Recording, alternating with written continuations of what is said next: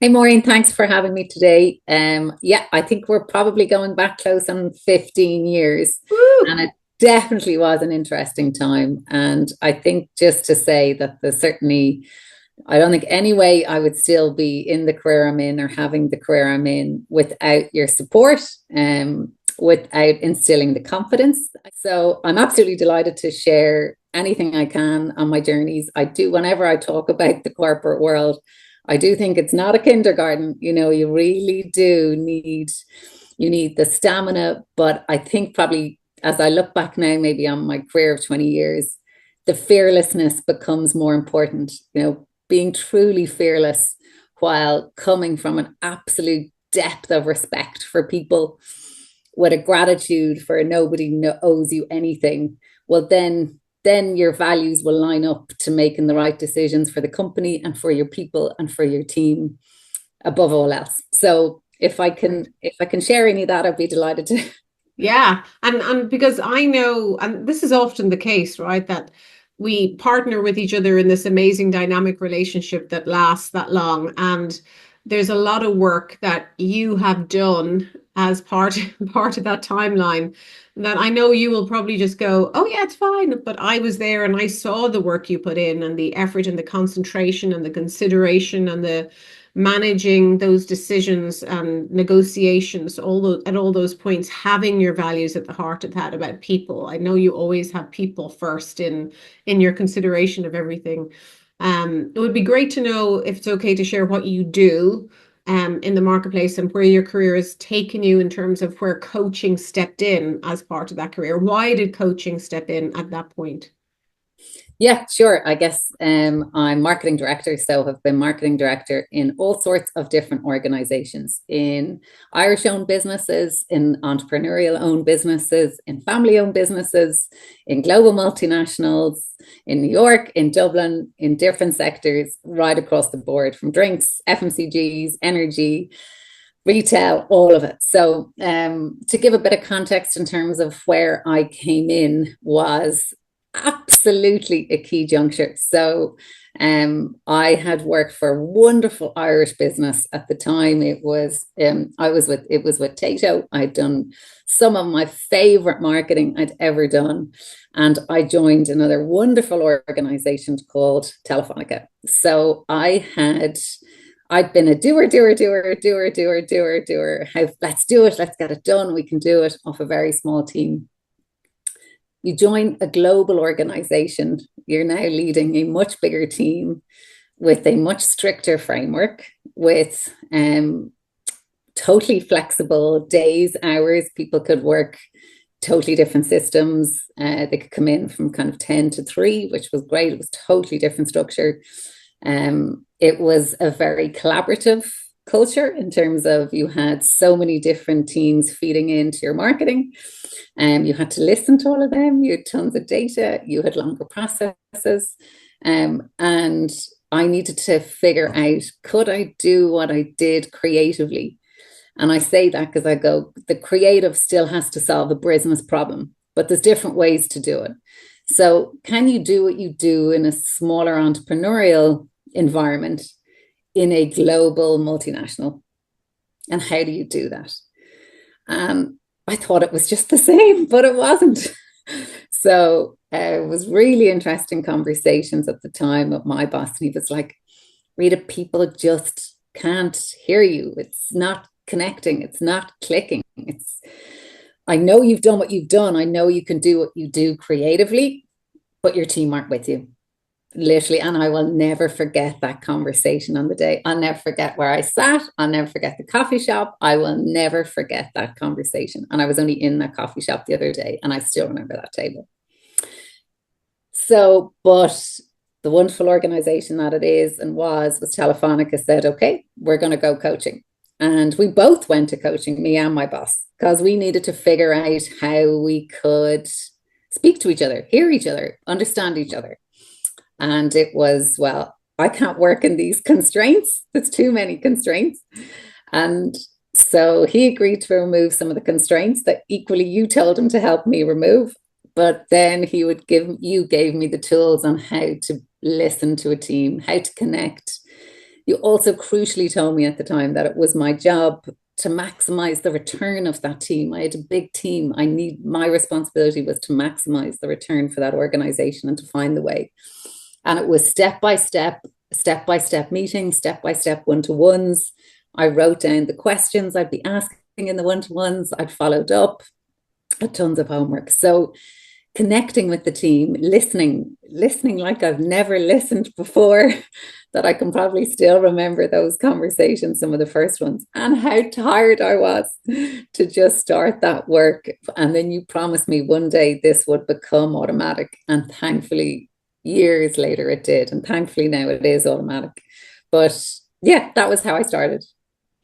And I remember those days, and what you offered was this willingness to engage, because I remember where we were sat on our first kind of discovery meeting, and I was laying out, this is what it's going to be, and there's going to be challenge, but I'm going to be there, and we're going to be thinking partners, and I have your best interest at heart, but you're going to have to be willing to do the work. And you always 100% have shown up with that willingness to work, and just what is it, this appetite for growing and knowing and shaping and thinking to make it better for you and your teams and communicating.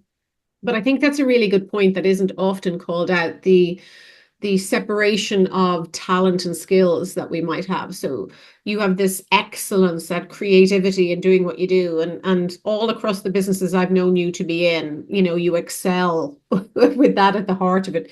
The marketing material and plans you put out excel on behalf of the businesses you're in, for sure. So it's interesting that you can have and be in your career with this excellent set of skills and still need something else to bridge that gap when you find yourself in a new role. And I'm wondering then, how has that evolved? So you've got the communication down, you've got your team working for you, and yet we continued coaching. So what was the purpose of the continuing the relationship past that initial work that was done? There's so many different changes or different situations, and they could be things like COVID. How do you suddenly lead your team during COVID? How do you lead your team through the current digital transformation? How do you lead your team when the business is sold? You're being acquired. How do you lead your team? How do you captain your team? And there was kind of two crucial things that really supported me in that. The first thing I used to always kind of learn and understand that as your leader, you're the captain of the ship in these situations. You have to be last off that ship. So you need to ensure that every one of your teams get off that ship. Or think of the wonderful man that landed the plane in New York. You need to be one off that's leadership. You need to ensure that every person gets off that plane or off that boat as they wish. To do that, you need to ensure that you are as present as you can possibly be and as focused as you are. And what you would say to me, what are the tools that you need to ensure almost that I have the four legs of the chair down, that I'm a stable? How am I showing up? What energy am I bringing? How present am I? That I can listen to the needs, to the purpose, to whatever problem solution that is there. And both of those were key, ensuring that I had my own fundamentals in play, very conscious, kind of, I felt like another way in terms of you're like the conductor in an orchestra, like how am I showing up to the team? What energy is what music's going to come back today? So all of these, there were so many different situations and calls you had to make that they would still, I think if I could look back today, ensure that I knew my core values, ensure that I was thoroughly prepared, ensure that I had garnered as much feedback, both on the people, from the people left and right of them, above and below them, in order to make the best decision for the company. Because you make a lot of decisions that will affect a lot of people in terms of their lives, their livelihoods, their reputations, their incomes. That the other thought that always comes to mind, obviously the sports analogies, is, pressure is a privilege, and it truly is. So you better use it wisely. And when you use it wisely, well, then hopefully everybody wins, and your colleagues become your friends almost eventually, if it works out.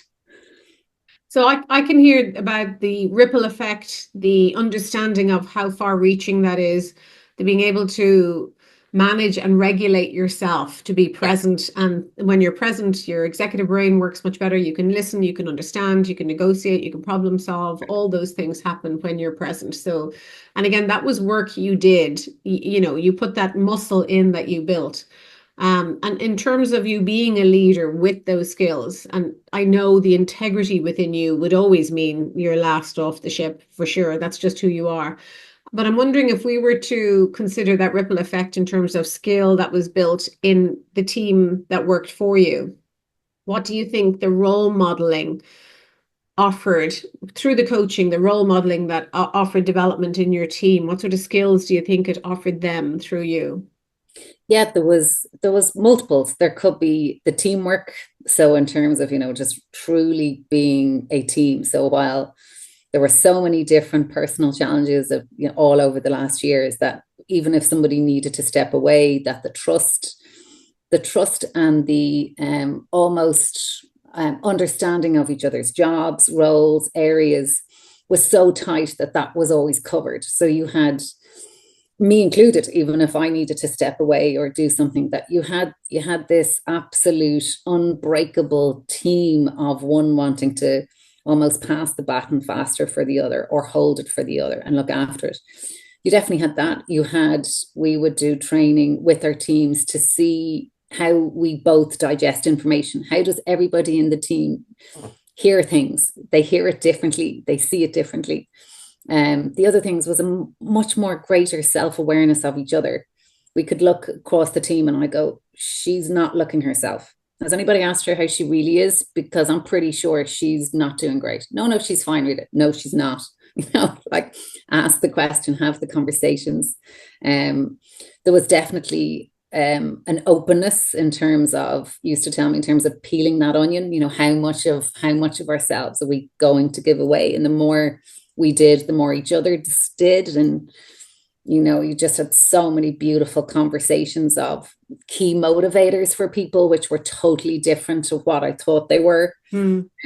So much more beautiful than what I thought they were. If it was a mix from helping raise foster children to minding elderly parents to wanting to work wherever, they were just so different that when we understood where everybody came from, they knew how to come to me to, minimize times.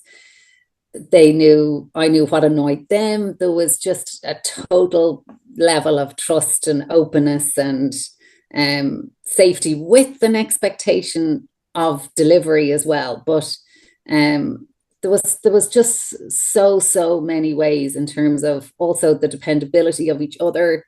There was, people wouldn't be calling in sick because they knew they depended on each other, or it was putting work on each other, or this absolute complete ripple effect. But I think now my whole DNA, if I was in one word, it's all about kindness. Everything Right, in great. today's world, everything is kindness. Everything. The world is harder. People are a bit scared. You've got to understand the mood of the environment, the mood of the people, the news. That just kindness is the gold dust. You can figure out everything else if you go from there. And I think that's one of, again, knowing you well now, I know that is one of your priority values. And it is in your DNA. You're one of the kindest people I know. And you don't just hold it as a knowledge. Your being is very kind, and how you share yourself and share other things. And I know people who know you go, oh yeah, that's Rita for sure.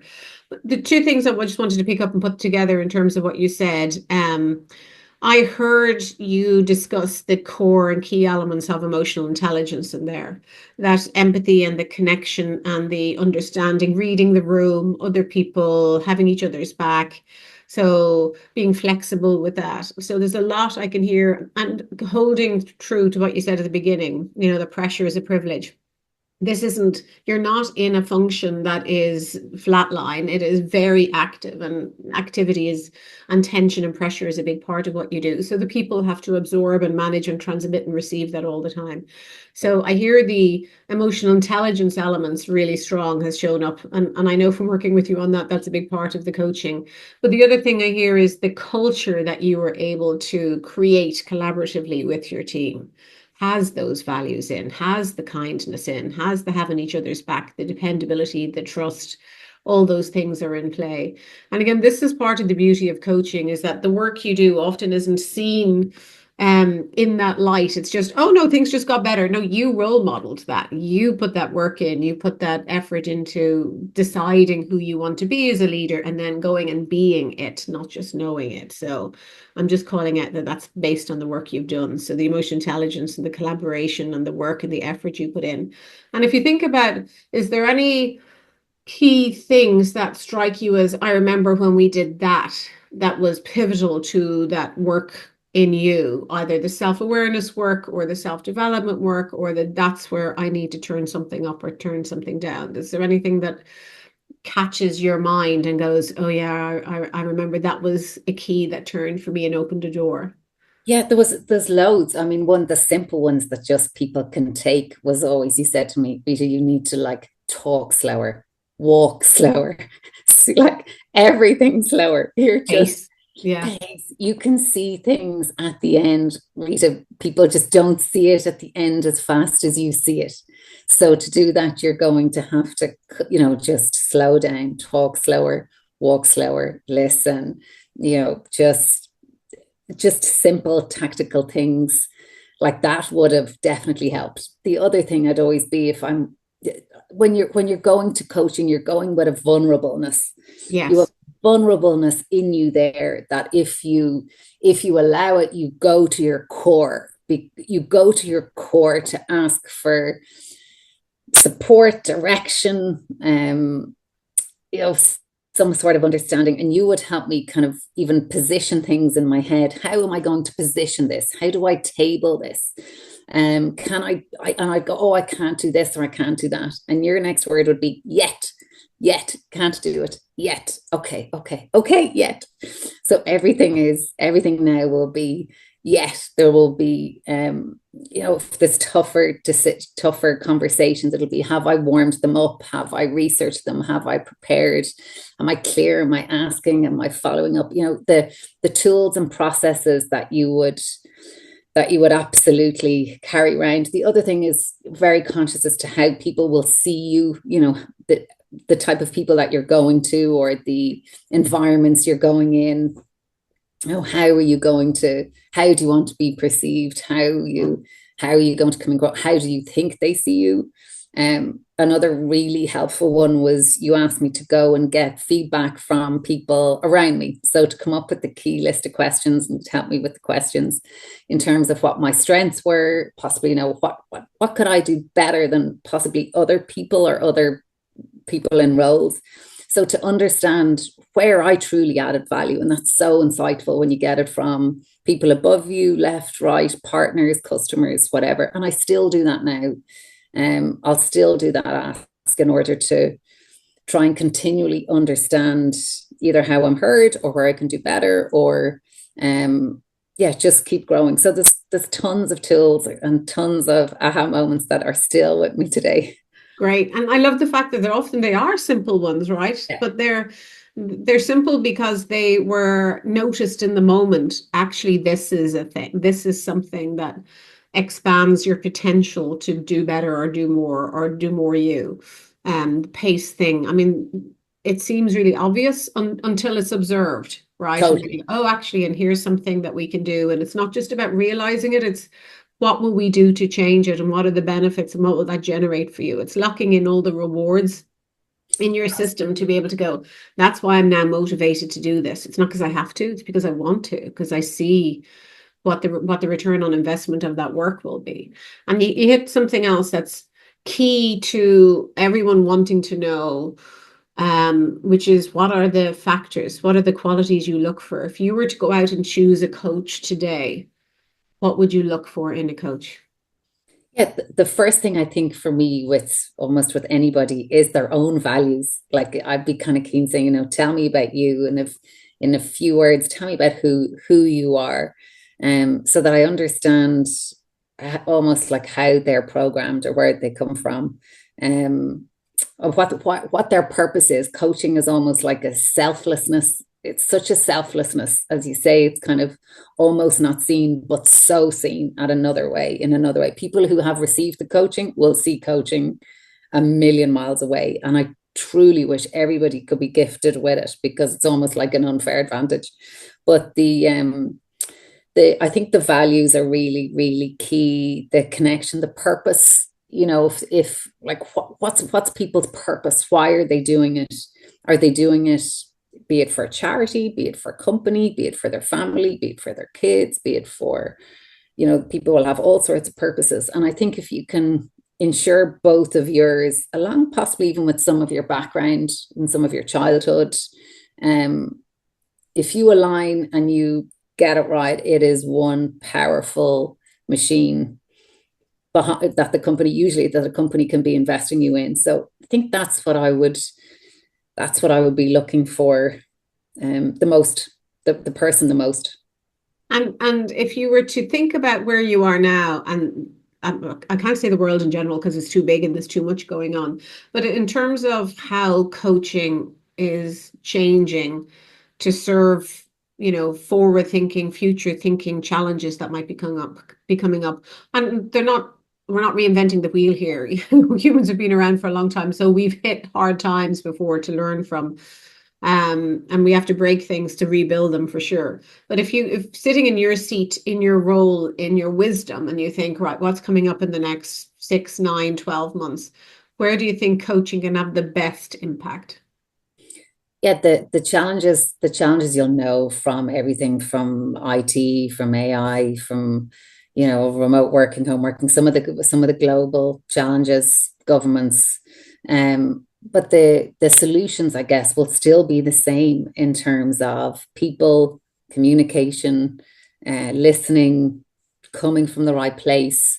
I don't think you can ever over communicate to people in terms of why you need to do something, why we're doing something, doing it together, designing it together, and in a way so that they have some sort of buy-in in whatever those decisions are. Be it, I mean, there's just so many from digital transformation, but what I think if you boil it all down to, it's the fear that's in the world at the moment, fear of AI is going to take everybody's jobs, fear of governments, fear of wars, remove the fear, and then decide what the best practice is and the best decisions and the best way forward is. The fact that there's going to be business challenges, be it from COVID or be it remote working or be it new going into new countries or new expansions or new products or new areas, like all of that still comes right back down to people, best people, communication, and then you'll kind of figure it out. But if you don't have that, well, then you're gone. You're definitely gone if you don't have that in a world of technology. You definitely have to have the relationships above everything else. And you know what? You're making me smile because I've watched so much recently. And I love the research and getting involved in AI and how it is an advantage to so many parts of our world, right? And things we can do. And it is an advantage. But where is the disadvantage in having an AI coach over a human to human coach that you could see?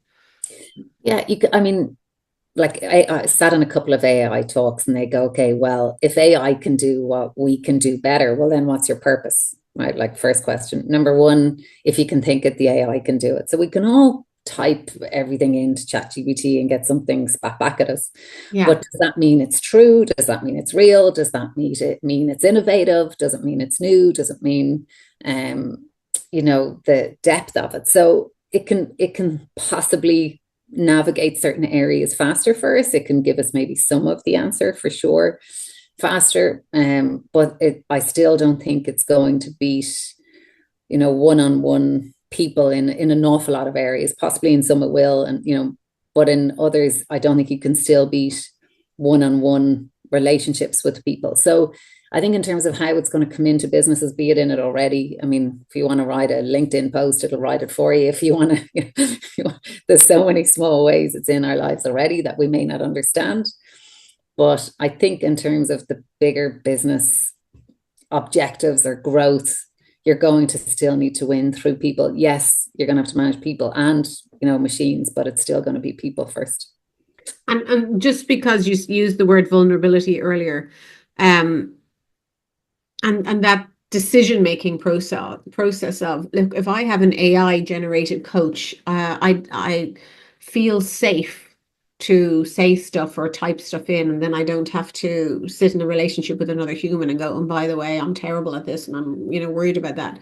How do you think coaching gets over that and creates that psychological safety? How has it done that for you, where you go, actually, I can be my most vulnerable here, and this is where the shift will happen? You've got to want it. That'll be a personal choice in terms of somebody's got to come in that willing and that open to learn and to progress and understand what was either holding them back in terms of either the beliefs or decision making or progression or confidence. Or AI can't give you that, right? AI will never give you that. It just can't. Equally, in business, you have to show up physically. Sitting behind a machine or sitting behind a computer, that's not going to teach you how you show up. It's not going to teach you how to motivate your room, your team, your company. It's just not going to give you those skills at the really hard times where you have to have one-on-one conversations with people, when you're eyeballing people, when you're letting people go, when you're telling them they didn't get the job or the promotion or the move or the whatever it is. That heart has to come from the human. And Yeah. that's where the coach will support you in those conversations that people will remember way above and beyond um, anything else, and I think you've also got to understand that your career will be a marathon. It's not a sprint, it's a Yeah. marathon. And your reputation and your career, you can destroy it in a day, or a few minutes. So understanding that this is such a long game, that's where the coaching also comes into play. You're not looking for, wrote down one thing, do people pay more for vitamins or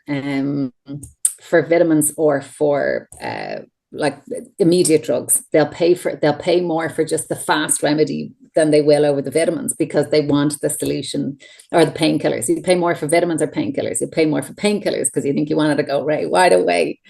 But the True. vitamins are better for you. Right? You need more vitamins.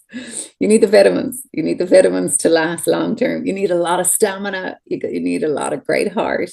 And AI is not going to give you stamina. AI is not going to give you compassion and empathy and teach you how to listen and give you like follow up. It's not going to send you a text message during the week going, how did that message go? How did that conversation go? And how did you do? And all the things that you did for me all the way. So yeah, unless you automate the AI to send you a text, I don't know.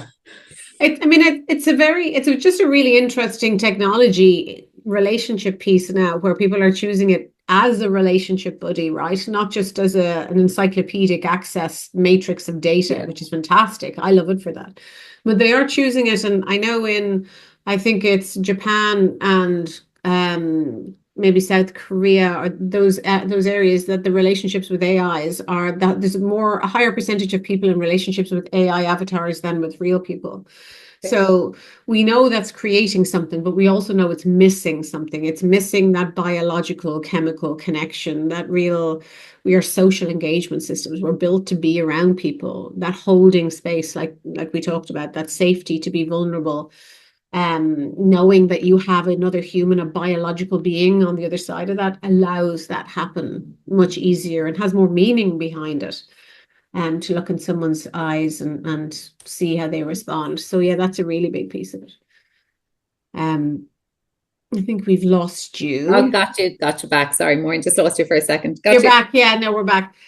So I think that's the piece that's really interesting. And you spoke to that all the way through this conversation. You spoke to the people so many times, and the connection and the trust and the safety and the vulnerability.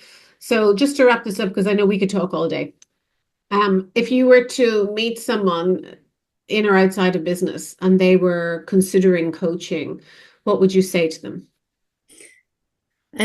Absolutely. I would, my first question probably be is, what do they want to get out of it? Why are you going? What are you going to get out of it? When you go coaching, you've to be prepared to do the work. Um, I kind of thought the answer is the easy part, the questions, the hard part. It was the questions that you would put to me that were just so, so enlightening.